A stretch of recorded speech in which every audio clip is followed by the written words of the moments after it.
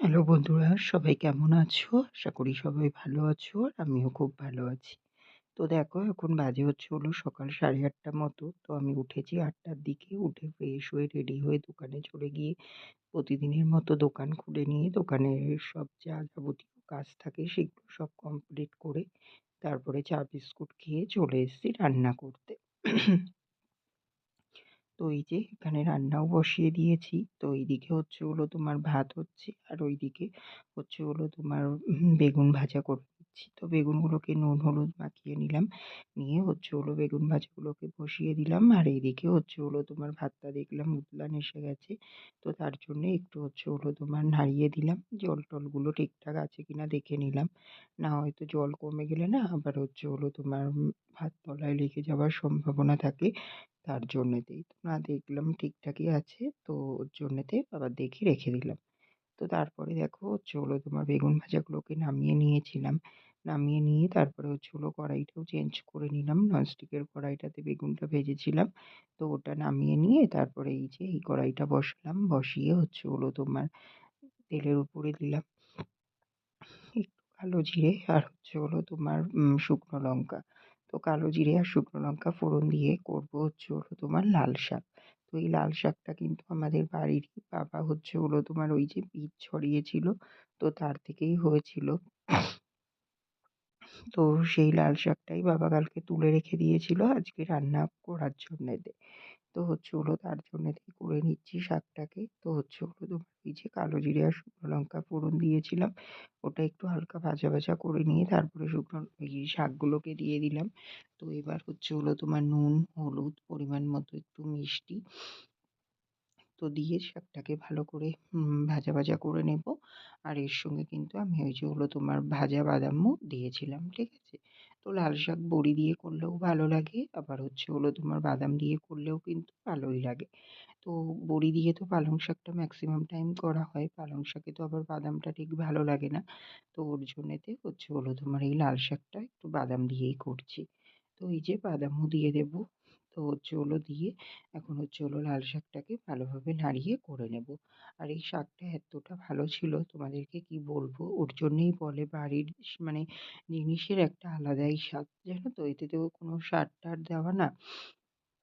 এত সুন্দর হয়েছিল শাকটার স্বাদটা। আর শাকটা একদম পুরো নেতিয়ে গেছিল, জানো তো? মানে তোমার ওই বাজারের শাকগুলো যেমন তোমার ওই একটা মানে যতই ভাজা হোক না কেন তারপরেও দেখবে একটা যেন কেমন শক্ত শক্ত ভাব থাকে। বাট এই শাকটা একদম কচি তো সদ্য তুলেই করা হয়েছে। একদম পুরো মানে তোমার মানে ভালো মজে গেছিল শাকটা। আর খেতেও এতটা সুন্দর হয়েছিল সে তোমাদেরকে কি বলবো। তো তোমার ওই যে এখন তোমার ওই যে বললাম তোমাদেরকে বাদাম দেবো, তো সেই বাদামটাও দিয়ে দিলাম।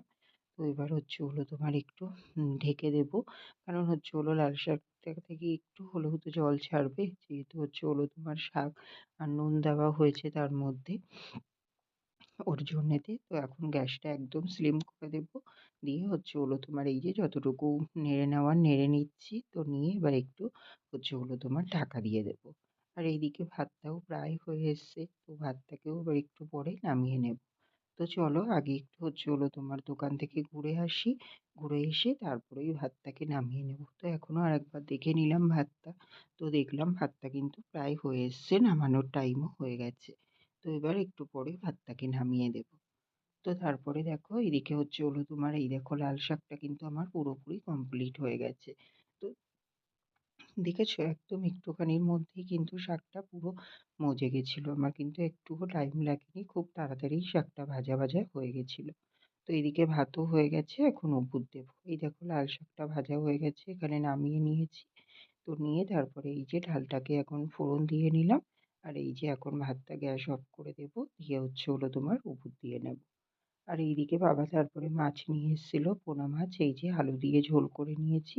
তো এটাও কমপ্লিট হয়ে গেছে, গ্যাস অফ করে দিয়েছি, তোমাদেরকে দেখিয়ে দিলাম, ঠিক আছে? দেখো এখন বাজে 4টে মতো। তো তোমার এই যে আমি তোমার এখন চান করে আসলাম। তো অনেকক্ষণ বাদেই তোমাদের সামনে আসলাম। সেই তো রান্না বান্না কমপ্লিট করে তারপরে দোকান বন্ধ করলাম 1:30টার দিকে। তো তার আগে খাওয়া দাওয়া করে নিয়েছিলাম। তো খাওয়া দাওয়া করেছিলাম সকালে তোমার ওই লাল শাক ভাজা, ভাত আর বেগুন ভাজা নিয়েছিলাম দুটো। তো এটাই। তো খাওয়া-দাওয়া করে তারপরে হচ্ছে হলো তোমার ওই দোকান বন্ধ করলাম ১:৩০ দিকে। বন্ধ করে গেলাম হচ্ছে হলো তোমার বাজারে। দোকানের মাল নিয়ে আসলাম। দোকানের মাল আনার ছিল সবকিছু। তো সেইসব নিয়ে এসে তারপরে হচ্ছে হলো তোমার এই যে চান করলাম। চান করে এখন পুজো দেব। তো এখন আমি এই কারণেই ভিডিওটা অন করলাম। তো দেখো এই যে দেখো তোমাদেরকে আগের দিনকে দেখিয়েছিলাম যে হচ্ছে হলো তোমার ওই যে গাছ কিনেছিলাম জবা ফুল গাছ। তো সেই দুধে হালকা কালারের যেই জবাটার কথা বলছিলাম, এই দেখো সেই জবাটা। ক্যামেরায় কতটা বুঝতে পারছো জানি না, বাট একদম হচ্ছে হলো তোমার ওই যে সাদা না কিন্তু অফ হোয়াইট কালার, আর ভেতরটা দেখো এরকম লালচে কালার মতো আছে। ঠিক আছে? তো আর দেখো কতটা বড়, পুরো আমার হাতটা জুড়ে আছে একদম। এতটাই বড় হয়েছে ফুলটা। তো হচ্ছে হলো তার জন্যই তোমাদেরকে দেখাবো বলে হচ্ছে হলো তোমার ভিডিওটা অন করলাম। আর এই যে এখানে কালো ক্যারি ব্যাগ দেখতে পাচ্ছ, এই যে কালো ক্যারি ব্যাগে গুজিয়া নিয়ে এসেছি আজকে যেহেতু বুধবার। তো ঠাকুরকে পুজো দিতে তো লাগবে। আর ওই যে ওখানে ফুলও নিয়ে এসেছি ঠাকুরের। ঠিক আছে? ওই যে টেবিলের উপরে রয়েছে ফুল। তো চলো এবার আমি পুজোটা দিয়ে নিই ঠাকুরকে, তারপরে আবার আসছি তোমাদের সামনে। ঠিক আছে? তো দেখো বন্ধুরা, এখানে আমি ঠাকুরকে পুজো দিয়ে নিয়েছি। আর আজকে তো বুধবার, ওর জন্য ঠাকুরের সিংহাসন সবকিছু পরিষ্কার করে ঠাকুরকে নামিয়ে ভালো করে ঘি মাখিয়ে চান করিয়ে দিলাম। দিয়ে তারপরে এই যে দেখো এখানে ধূপ বাতি, তারপরে ওই যে কর্পূরের প্রদীপ সবকিছুই জ্বালিয়ে দিয়েছি। দিয়ে এখন হচ্ছে হলো তোমার এই যে আমার সাধ্য মতো ঠাকুরকে সেবার ব্যবস্থাও করে দিয়েছি। এখানে একটু গুজিয়া মিষ্টি দিয়েছি আর সাথে নকুলদানা। গুজিয়া তো তোমাদেরকে দেখালামই, এনেছিলাম ঠাকুরকে দেবো বলে। তো সেটাই দিয়ে দিয়েছি। এবার চলো তোমাদেরকে আমার ঠাকুরটাকে দর্শন করানো যাক। দেখো এখানে হচ্ছে হলো তোমার ঠাকুরের ঘটও আজকে চেঞ্জ করে নতুন করে আবার পাতলাম। বুধবার করেই চেঞ্জ করা হয় যেহেতু। আর এই যে দেখো সেই ফুলটাকে কিন্তু ঠাকুরের একদম চরণে দিয়েছি।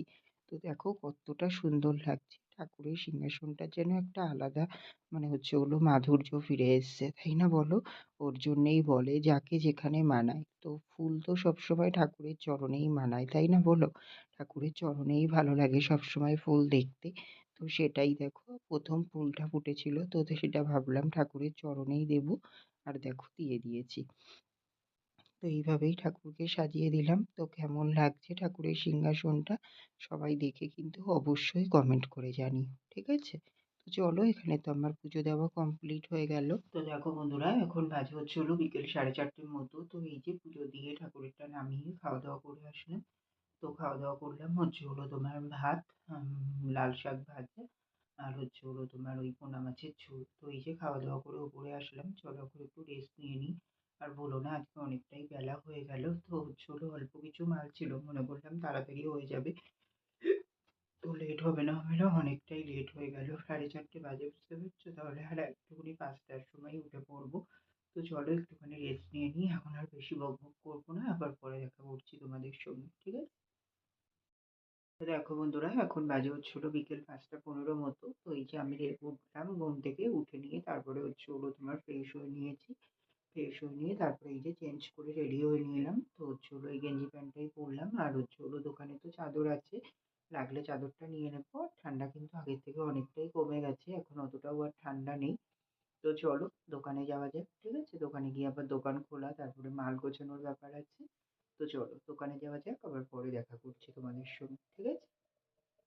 তো দেখো বন্ধুরা, এখন বাজে হচ্ছে হলো রাত্রি ৯টা মতো। এই যে আমি রাতের খাবার করতে চলে এসেছি। তো মা সন্ধেবেলা ভাত করে দিয়েছে। তো তার জন্যেতে ভাবলাম যে তরকারি তো কিছু নেই। মাছের ঝোল তো দুপুরের মতনই করেছিলাম, দুপুরে খাওয়া হয়েছে। তো তার জন্যেতেই এই যে রাতে করবো হচ্ছে হলো তোমার একটু পনির দিয়ে আলু দিয়ে তরকারি। তার জন্য ওই যে পনিরটাও কেটে নিয়েছি, ওদিকে আলু কেটে নিয়েছি তোমাদেরকে দেখালাম। আর ওই যে কড়াইতে ওদিকে তেল গরম হতে বসিয়েছি। তো এদিকে আগে পনিরে নুন হলুদটা মাখিয়ে নিচ্ছি। পনিরগুলোকে আগে ভাজা করে তুলে নেব। তারপরেই হচ্ছে হলো তোমার আমি ঝোলের ব্যবস্থা করব। ঠিক আছে? তো এখানে দেখো আমার পনিরটা কিন্তু পুরোপুরি ভাজা হয়ে সরি, নুন হলুদ মাখানো হয়ে গেছে। এখন হচ্ছে হলো তোমার আমি পনিরটাকে ভাজা করে নেব। তো চলো পনিরটাকে ভাজা করে নেওয়া যাক।